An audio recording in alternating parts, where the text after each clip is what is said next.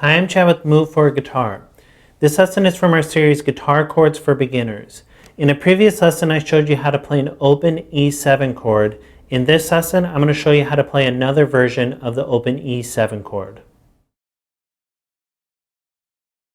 Here's an open E7 chord.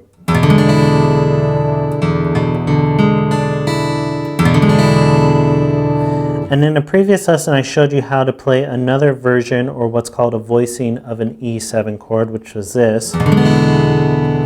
And there's a link in the description that'll take you to a lesson that I showed how to play that, which I recommend learning that voicing first because it's a lot easier voicing to play. You're only fretting 2 notes and it's less of a stretch, and there's less strings to have to worry about muting out. This is another voicing that can add just a different color to the sound, just adding this high note with your 4th finger on the 2nd string, 3rd fret.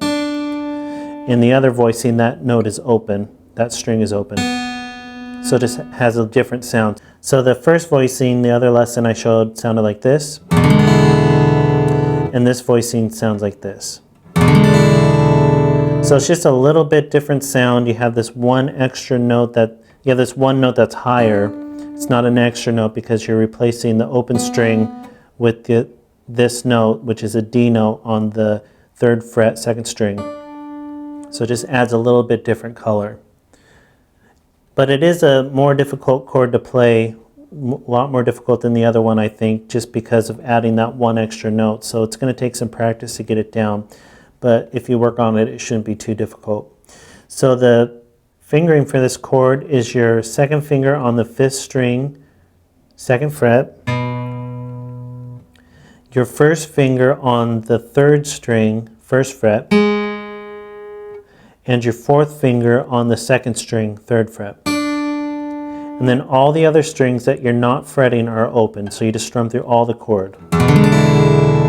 And let any of the strings that you're not fretting ring out. And that's the most difficult thing about this chord, is you really have to be on the tips of your fingers and really arch this joint here to make sure that you're not muting out any of the open strings. And that's why it's so much more difficult than this chord, the first voicing that I showed you, because adding this extra 4th finger in, you really have to be careful not to mute out the 1st string or the 3rd string with your 4th finger.